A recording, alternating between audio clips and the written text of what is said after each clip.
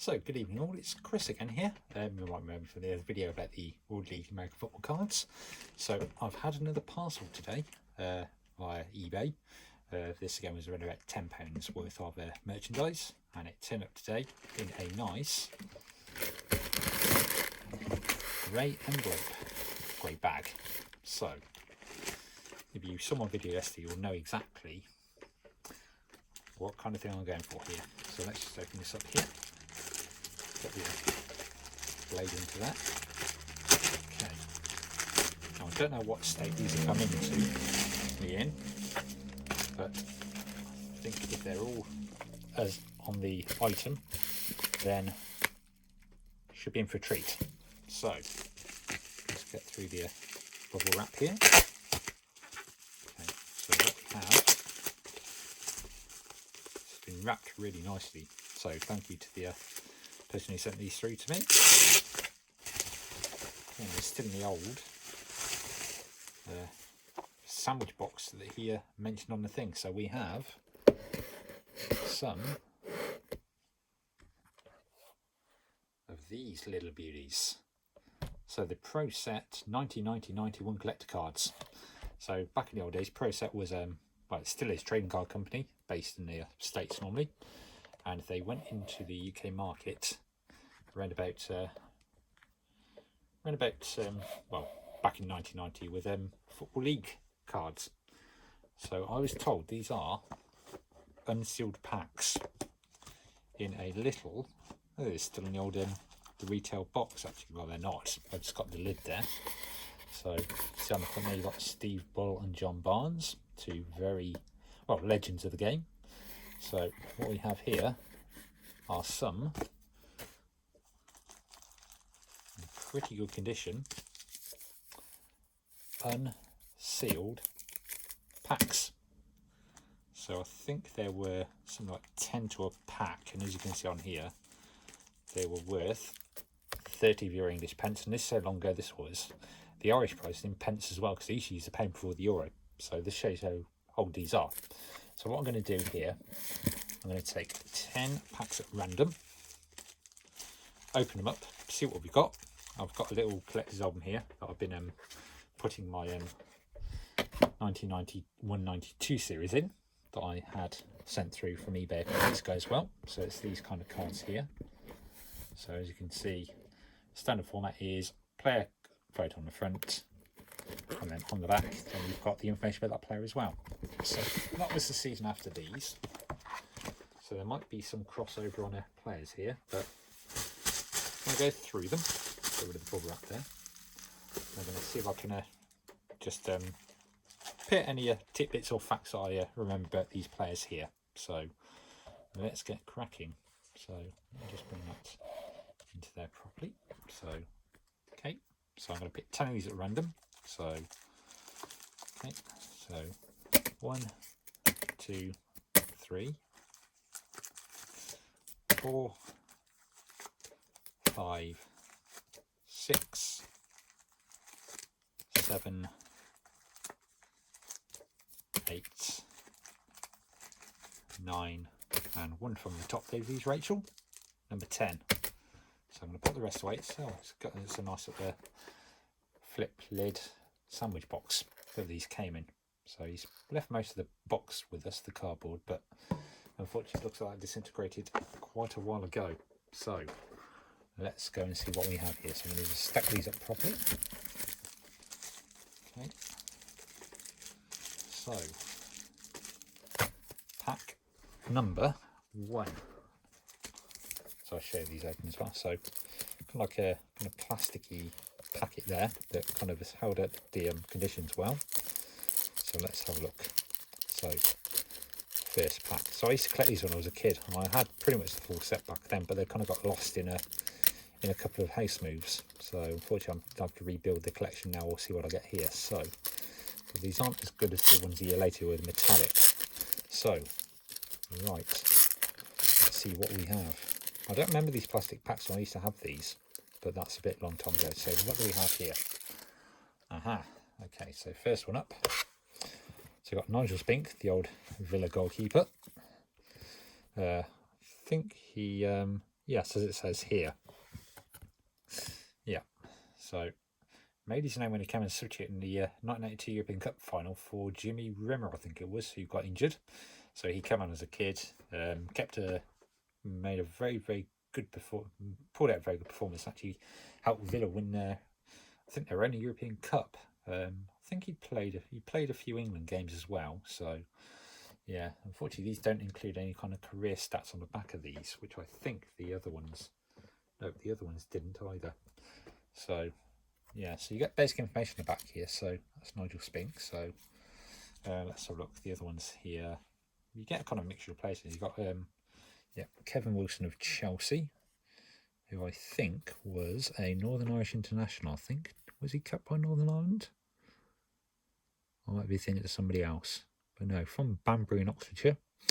Played for Chelsea for a while in the back four there. So we've got some random Bristol City player, Gary Shelton. Know the name vaguely? Don't know too much about him, but I'll read the back anyway. So I'll play for Aston Villa, so that's probably where I know him from, being a Midlands person. So yeah, the transfer fees in those days were minute compared to today. So £50,000 and then £150,000. Okay, so last we have Adrian Heath of Man City, when Man City were not the pair as they are today. So I think he went into management as well. Played in Spain actually, so he's always dragged up as a Spanish football analyst. So yeah, another Evertonian great, Graham Sharp. I think probably, yeah, won the European Cup Winners' Cup with Everton back in '84, I think it was. So he was a stalwart for them as well. Played for Scotland, not too many times. Of course, never got either first round of the World Cup. Now, Hans Segers, basically, yeah, best known for match fixing, or alleged match fixing on with Bruce Grobbelaar. I think he was Dutch, as I recall, as well. Yes, born in Eindhoven. Best days were at Wimbledon. After Dave Besson left them to go to Chelsea. So what else do we have here? Yeah, John Humphrey. Don't know too much about him. Crystal Palace. Yes, you probably recognise him from the TV. That is Alan Hansen, who was a pretty good defender for Scotland and Liverpool back in his heyday. Yeah, from Alloa. So, you know, the classic Liverpool kit there with the washing machine on it. Yeah, so turns up now on a TV quite a bit, doing analysis with his own unique style.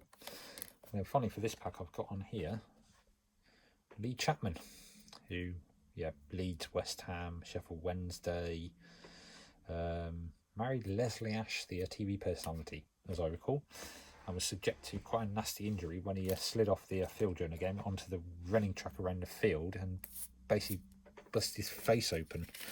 I remember as a kid looking at the photographs from the Sun, or the newspapers of the day, of him with just a red face, and it was not very pleasant. So what I'll do, I might just run through the more famous players in these packs actually, rather than get you there down for all 10 packs they were. So second one we have here, yeah, Brian Marwood, Sheffield United, now works on TV as well. So yeah, so another quite a decent goal scorer back in his old day there. Went to Arsenal before Sheffield United. Colin Pascoe, one for the Sunderland fans amongst us there. Don't know too much about him. So we've got now one of the earliest foreign imports into the Football League and the Premier League back in the 90s, Glenn Hussein of Sweden, also Liverpool. Won the UEFA Cup back in '87 with Gothenburg. Swedish captain, 99 World Cup finals, then went to Liverpool just before that tournament.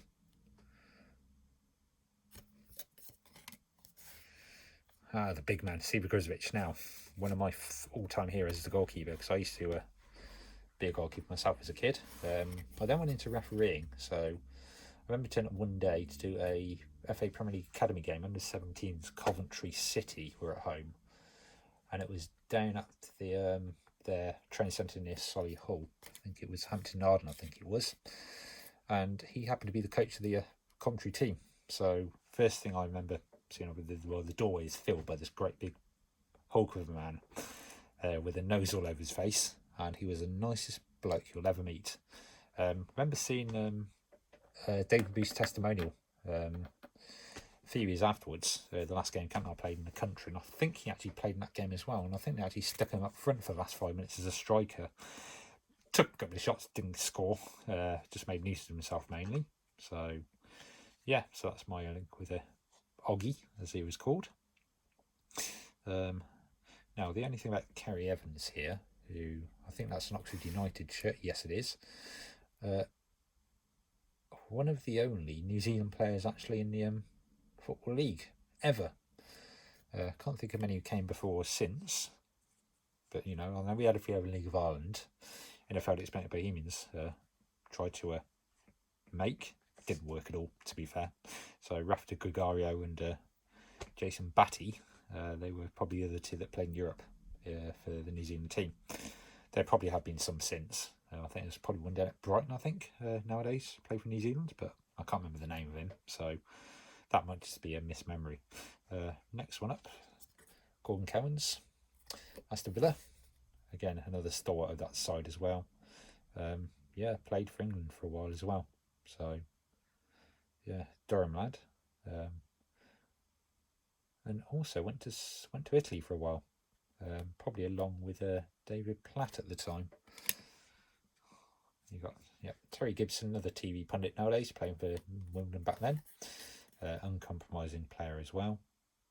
He has to be being a Cockney guy, a Cockney geezer.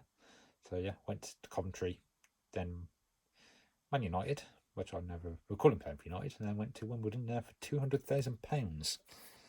And I think he pops up on Sky quite a bit here. And the last two in the one here, just pop through, much the same players here. Andy Hinchcliffe and John Ebrell. So, yep. So I remember Ebrell and Hinchcliffe vaguely as well during my youth. Vaguely meaning they didn't do much.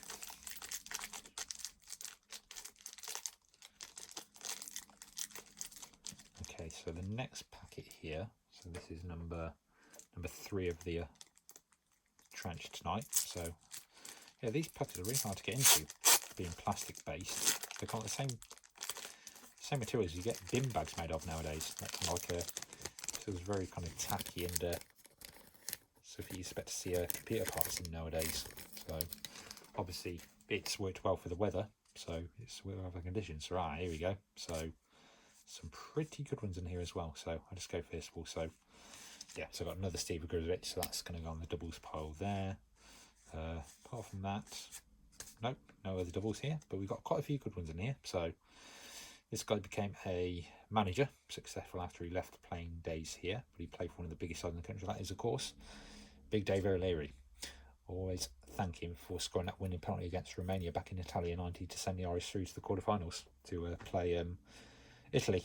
Fortunately, as far as they got, but yeah, absolutely legend of the game for Arsenal.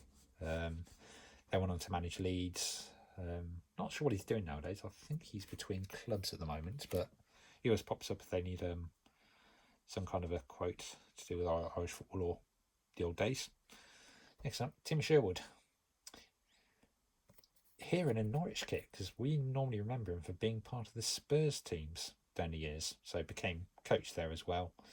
Went to Blackburn, I think, after he left Norwich. I think he won the title with him when Jack Walker put his millions into the club. So, yeah, Tim Sherwood. Another classic kit here, the older Norwich Essex shirt. Just like the designs back in the 90s, the actual look of the shirts themselves. Like you had the classic... I had the classic Arsenal one on David O'Leary back then. You had the Adidas with the 3 stripes on each shoulder that kind of pointed down. That's another Arsenal classic. Liverpool had a similar kit as well. So back then it was quite iconic designs. Not so much nowadays, to be honest. But that's probably my cynical view in old age. So next one, John Fashanu, to quote the day today. Of course, ended up becoming the presenter of Gladiators after he left. Playing football for Wimbledon. Yeah, Dr. Bernardo's boy. So obviously he was in one of the homes for fallen children, as they used to be called back then. So obviously he's kind of rose from tough beginnings, but probably kind of why he was that kind of tough player as well. So yeah,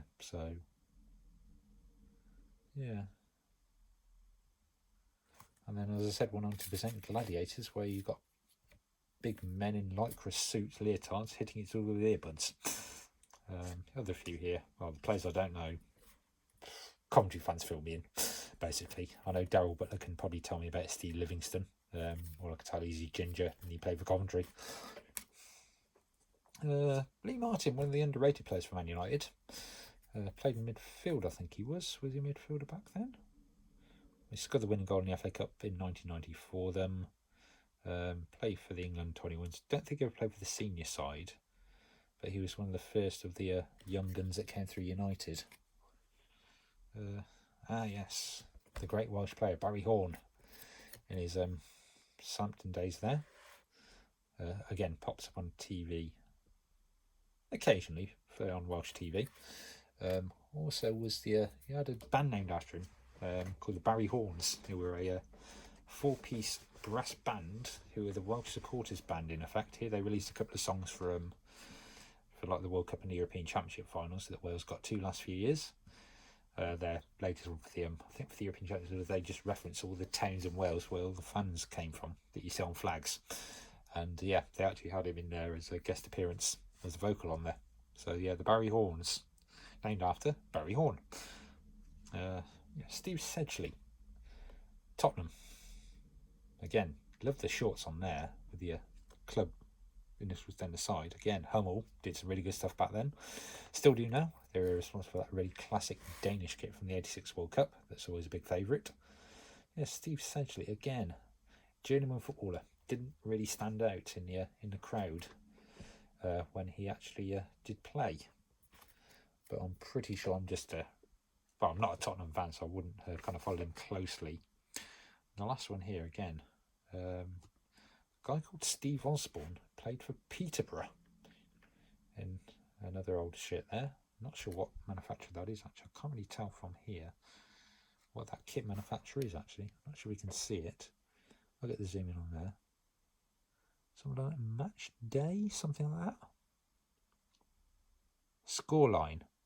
Oh yes, Scoreline. One of the lesser known English kit manufacturers of the 80s and 90s. I had heard of them before, so I think they probably just dealt with a couple of little local clubs when they were still in business, and sadly no longer exist.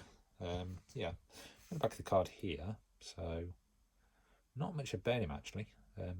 Yeah, 12 appearances, 20 subs in the 89-90 season, so obviously they needed somebody from the Peterborough team to put on a card, and he's probably the only one that was vaguely interesting or vaguely of interest to people. So that's that pack there. So what I might do tonight, I might just do 5 tonight, then another 5 later on actually, because I don't want to make these videos too long, to be honest. So I'll just take another 2 random packs out of the 10 on for here.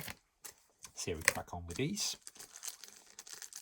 So, well, that one's come open quite easily. I think I found a way to open these now. So what I'll go through the doubles again on here if there are any.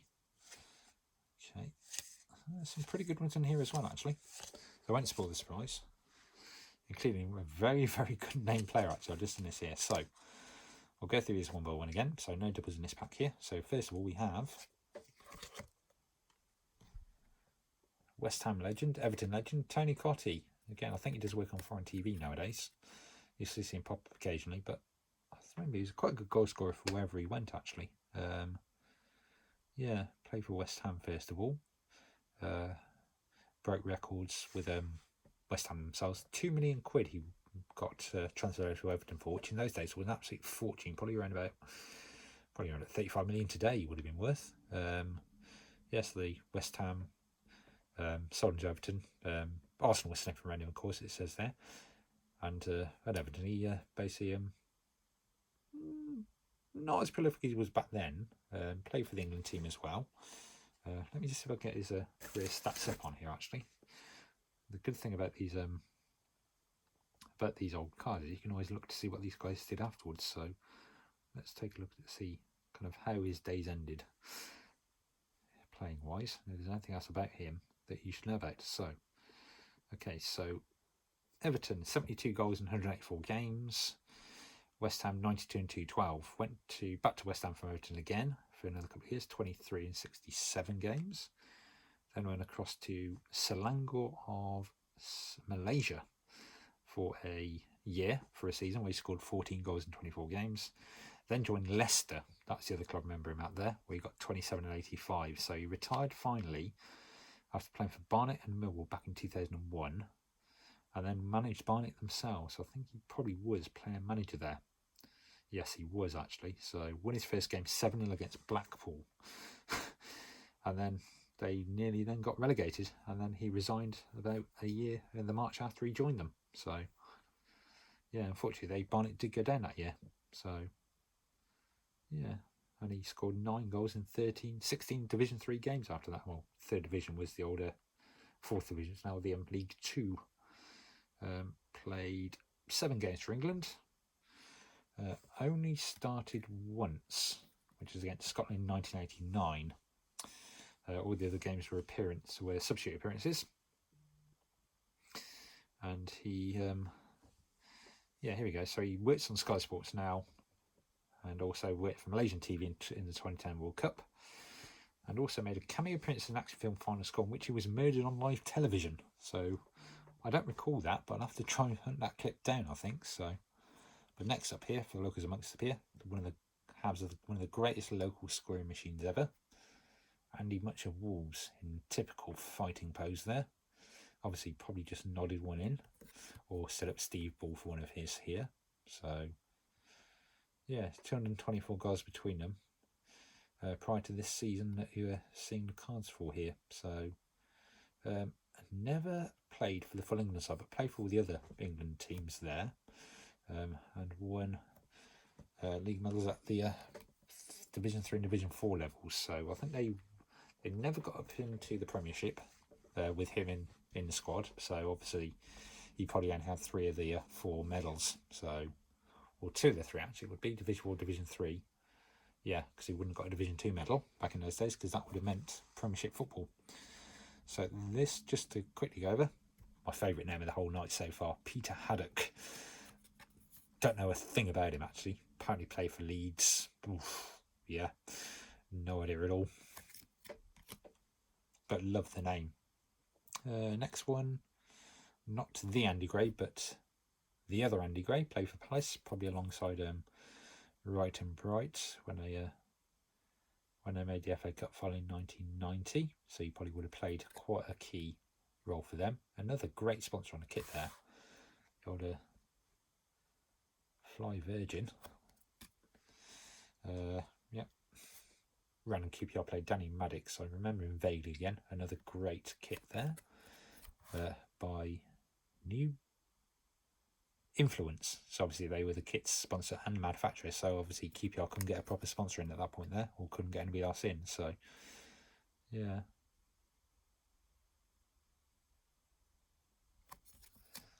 Okay, final few in here. Ipswich, Jason Dezal. Again, another great striker for them actually. Most of these guys have actually been prolific players for their own clubs here. Jason Dezal. I think he might have come to Tottenham at one point in his career. Not sure. I'm pretty sure he did, but I'm just going to get confirmation on here actually. Yeah, I think I remembered correctly actually. Yeah, played for Spurs, played for Northampton. That's not Cobbers, that's the truth. And also Colchester. So his biggest, most prolific stint was at Ipswich during the mid to 83 to 93. So played for him for 10 years. Probably got a testimonial off the end of that, as was ruled back then. Scored 53 goals in 340 games from midfield. So he wasn't even a striker at that point. Then went to Spurs, spent about 4 years there, and ended up at Grays Athletic, and then managed up until around about 2007. So yeah, so had a bit of a journeyman career. Normally seen on RTE TV in Ireland, Ronnie Whelan, great Irish player, great Liverpool player. Played in 1990 World Cup, where he excelled himself in the most games for the national team. Always pops up on RTE now whenever they need a analyst for the Premier League or the European Champions League on there, alongside Eamon Dunphy and Johnny Giles, and of course Liam Brady. Another old veteran player, played for Villa of course for years. Another great kit on, actually, the almighty copy of his Villa kit, Derek Mountfield. He basically, I think he didn't play for his national team, which I think was a bit of an oversight by the selectors, to be honest. But yeah, so he actually also played for Everton as well, before going to Villa for £425,000, which again those days was a lot of money, but not anymore. And then finally for this pack, the penultimate one of the day, one of the first foreigners in the league as well, Lars Alstrup. I remember playing for Denmark in the '86 World Cup, one of their great standout players. I don't know how the heck they managed to get him signed on, but £650,000 for him. Alongside Kingsley Black, another great name from the ages. So Lars Alstrup, yeah, had a pretty good career for the Danish national team. So yeah, also played for Feyenoord as well. So so basically played in Denmark, went to Holland, went back to Denmark, went to England, went back to Denmark after that. So played 34 games for the Danish national team from the forward line, 13 goals in 34, won the European Championships in 1992. And then after he retired, he then joined a spiritualist sect and took the name of Durando. He moved away from the sect in December 1999 after being arrested for punching a school child. Then one of these old clubs tried to give him a chance back in 2000 to go back into professional football. But then the club didn't want to pay him during his trial, so he just left. So he's kind of semi-isolation in a place called Vissenbjerg, which is in south of Denmark, and he's trying to keep himself as low-key as possible. But yeah, I might do another video about him actually later on. Yeah, that's a really weird story. Never heard of that actually. I must ask one of my friends, Matt Verman, who runs my local pub, because he went to university in Denmark around about that era, so he might know a lot about Lars Alstrup, but I haven't heard about. So I might get him to actually give me some thoughts on that going forward. And then finally tonight, just dragging on a bit here. Pack number 5. So we've got 1, 2, 3, 4, 5, 6, 7, 8. There's 9 cards in each pack, so I'll go through these quickly. Gary Robertson, West Brom. Again, another TV pundit after he left playing career. I think he pops up on Sky as well, where everybody does nowadays. One of the hard men of the Wimbledon side, Alan Cork. Again, another classic Hummel kit there with the Samsung, who in those days didn't make mobile phones, as they weren't a thing back then, but they made other electronics. Again, by then they'd got themselves a new logo by now, rather than just the block text there. Yeah, one of the crazy gang, came through all 4 divisions with them. Have to join on a free transfer with them. I'm just going to look up who he came to them from actually, because I'm actually curious myself.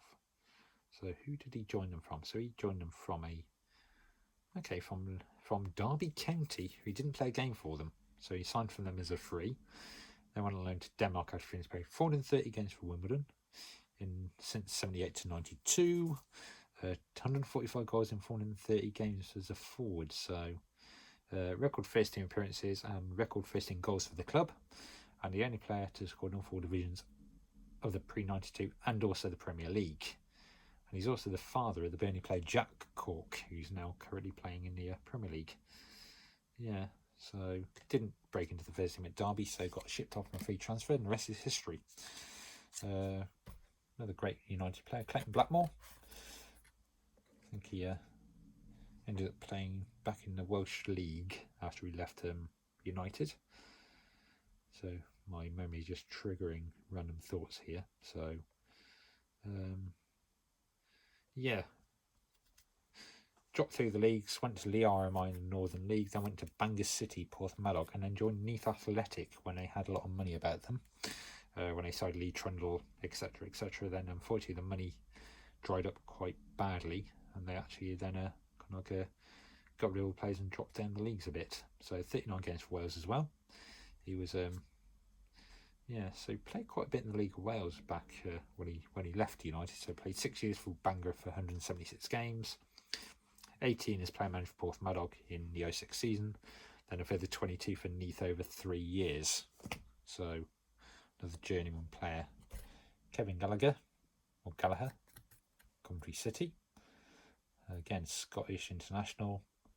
I think he played in the World Cup. I think he played in the World Cup for Scotland. Probably in 1994 when they lost out in the group stages, as they do every time they qualify. So yeah, I'm pretty sure. So he eventually dropped down these again. Ended up playing. Never managed any clubs. Yeah, so he played in the 98 World Cup, Euro 96 and Euro 92. So he's got through 3 bouts of disappointment for Scotland. Neville Southall, Big Nev. Twitter celebrity nowadays. Very good at debating people online political wise. Yeah, never thought I'd ever see that from a legend of the game that he so is there.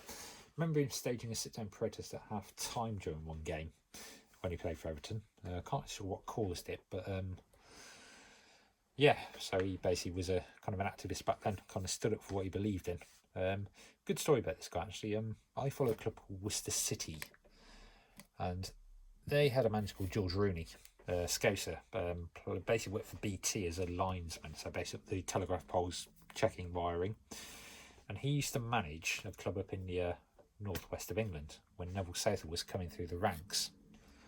So I think it actually was Winsford United, that said in the back of the card there. Now, George, with manager at the time, had a chance to sell Neville on either to a club for big money or to a club the way you go further for less cash. George took the actual welfare of the player into effect here and actually sold him to the club that way he thought he'd get better prospects at playing properly long term, which happened out that he did in the end. And that's George said that's the best decision he ever made, was shipping him off to the club for less money, but more prospects. So we've got the last few coming up here. Another one who went to great things, Gary McAllister. I think played for Liverpool as well, as I recall. Yeah, this is in his Leeds United days. The again, another classic shirt there, the old top man. You see a lot of these retro shirts about nowadays. Yeah, they seem to come back in vogue. I've got a couple of retro ones myself actually, from like 90s, 2000s odd. The last 3 cards, the guy who replaced Hans Segers, or the guy who was there at the same time as Segers, Dave Besant, there in his Chelsea days. So he left Wimbledon, was a captain for the FA Cup winning side. Left them, they got Hans Segers in. He went to Chelsea, didn't play as well as he used to. Prone to the odd mistakes, which is the ball go through his hands, go through his legs. It's kind of a running joke at one point. There's enough blooper videos of him on YouTube, so look some of those up if you want to. Last 2, another Norwich one, Ian Culverhouse, again journeyman footballer. Kind of stood out for them, 200 games at the club. I think he played in Europe when they had that crazy run when they beat Bayern Munich, and Robert Fleck scored an absolutely wonder goal from absolutely nothing. It's on YouTube as well. I think I got through a couple of rounds in Europe that year, but no, they had a decent side back then. And then finally for tonight, Jeff Thomas. Now this guy has a great story after he's got a very interesting story after he left Crystal Palace. So I'll just give you this his stats there. So yep, played for Crewe under Dario Gradi, went to Palace. At that point they played over 100 games for the club. I think he played a hell of a lot more actually. He's memorable for one thing he's playing. That is England France, one of his only starts for his nation. Clean throw goal against the French keeper and absolutely stuffs it up horrendously. Yeah, very famous blooper. That was actually his last cap for England back in '92. Yeah, horrendously missed an open goal. In effect, there's a video on YouTube of that as well. I'll see if I can link it in the comments below.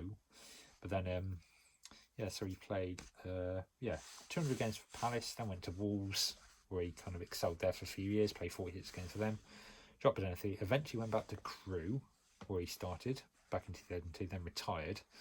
But then in 2003, after he retired, he actually got diagnosed with a chronic leukemia, from which he recovered. So he got the Perseverance Award for the Sportsman of the Year for the BBC back in 2005, after he raised over 150 grand for leukemia research, by cycling 2,500 miles in 21 days, which was all 21 stages of the Tour de France route, which is a few days ahead of the race going through. So he actually rode the whole Tour de France before the Tour de France actually happened. So he still does fundraising work for leukemia, and also still does the bike riding. He actually completed it again in 2015. We did all 21 routes again, 21 stages again. He actually raised, I think he raised over £1 million. He raised over £1 million for this. So, yeah. I figured once the leukemia research had actually put through their systems, actually gave them £10 million worth of potentially life-saving drugs for patients. So, an absolute legend of the fundraising world, and the football world actually. Not much maligned, but he got an unfair deal from the fans and the press back in those days. He was actually a very good player in the end. So yeah, so that's those 5 packs there. I've gone on for far too long, as I normally do. I'll go off on a tangent, and then basically I'll just ramble on for 40 minutes there. I'll get this up there, so you'll thank you for watching anyway.